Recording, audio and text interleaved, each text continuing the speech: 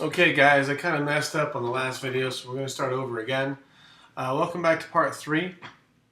We're going to hopefully finish the different types of transactions.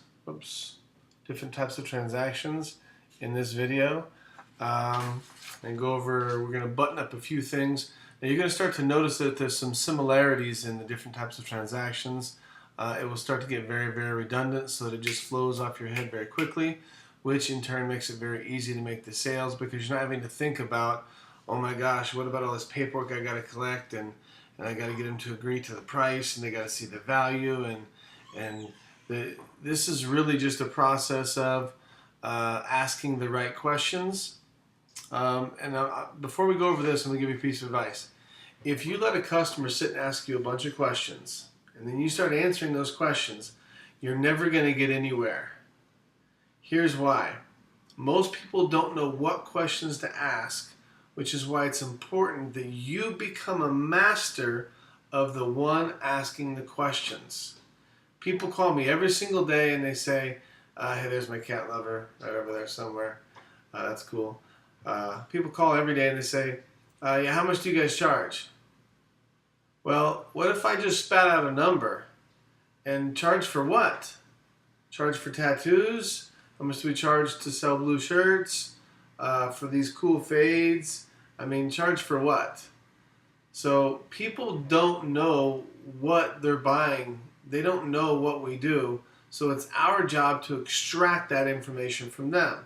And here's how I like to do it. And you might have a little bit different technique that works better for you. You might outsell me. You might make me look like an amateur in a week or 2 or 3. And I certainly hope you do. So somebody calls up and says, how much do you guys charge? Well, looking at the sheet the way I see it, I see like dozens and dozens of prices. I see a $59 there. I see a $269. I see a $249. I see a $19. You know, how do you answer that question? That's as silly. Now, I'm not saying customers are wrong, but that's as silly as walking in a dealership and saying, how much do you guys charge for a car? Whoa, you mean like for blue cars or red cars? Come on.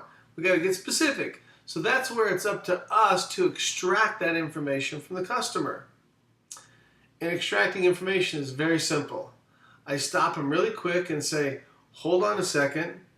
I can't wait to get you all the information that you want, but I need to ask you a few questions so I get you the right information. You want the right information, don't you? And of course they laugh and say, yes, I do. And I say, great. Let me just ask you a couple of questions and we'll get to the answer very quickly. So, how much do you charge? Hold on a second. Let's figure out what type of transaction we're doing and how fast you need it done. And then and only then when I'll be able to quote you any kind of price range for what you need. So I'll ask them, do you have a new purchase, a renewal, or are you coming from out of state? Well, I have a new purchase. Wonderful. Did you get it from a private party or a dealer? Well, I got it from a dealer. Wonderful. Was it a Nevada dealer or was it an out-of-state or out-of-country dealer? Oh no, it was a Nevada dealer. Perfect. I know exactly what type of transaction that is, and that's the transaction we're going to go over next. That's called, these next ones I'll teach you how to lead into each of them. It's very, very simple. This next one's called a DRS right here, Dealer's Report of Sale. As I said, you should have this sheet in your hand as you're watching this video so you can follow along very easily. There may be some slight changes to it, but the basic premise will be the same. You might be looking at this 6 months from now, and we may have, the prices for titling on the left and the prices for something else on the right. That's inconsequential. The roots, the meat and potatoes will never change with this form. Okay, what works, and will always work. So let's go over Dealer's Report of Sale. So the first thing it says is DRS. What is a DRS? Well, a lot of people refer to it as a green slip. It's a very light green sheet of paper. It's a full-size sheet of paper. It's really thin. If it gets wet, it smudges like crazy and it turns into something completely unusable. Most dealerships call it a green slip or a dealer's report of sale.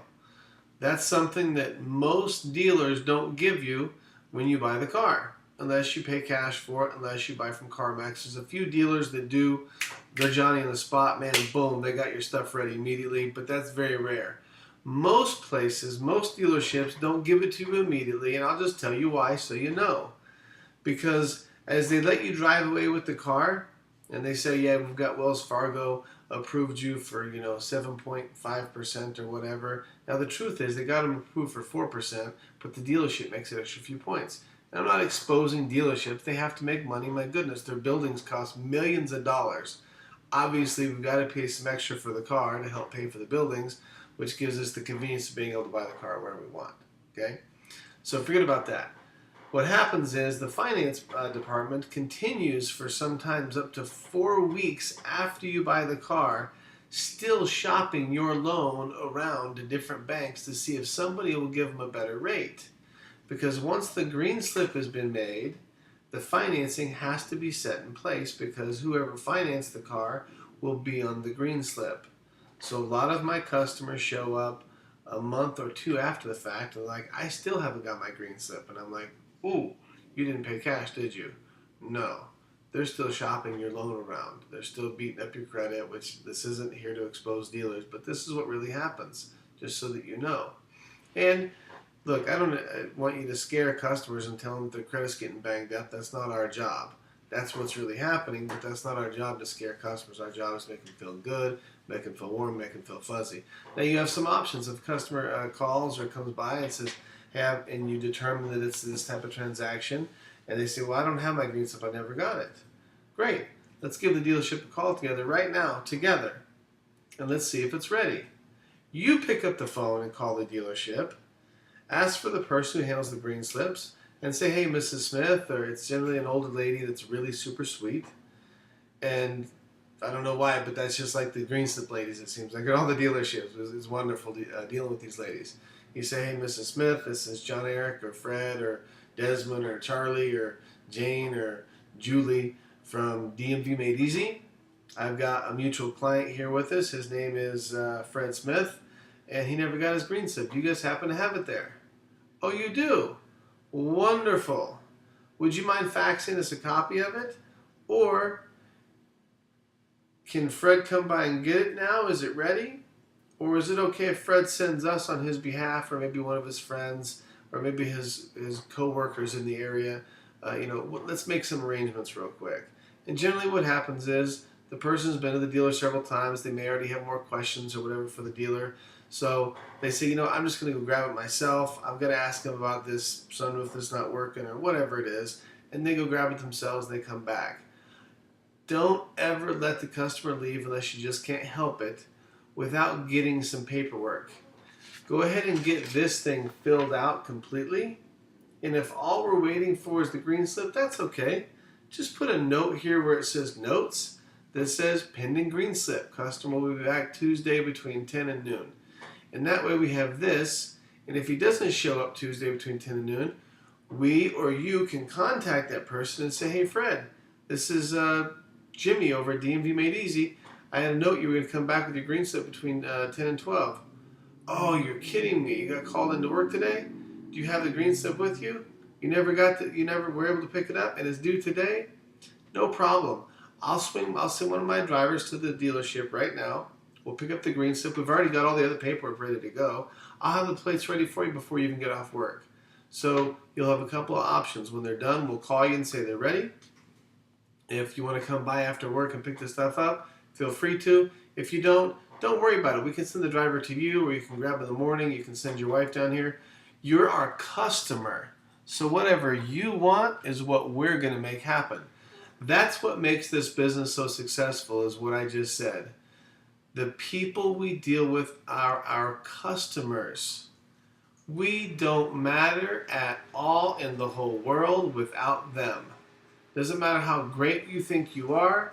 The best salesman in the world might be watching this video going, dude, I'm going to crush this, man. I get 100 customers a day. That's wonderful. And without them, you don't amount to a hill of beans.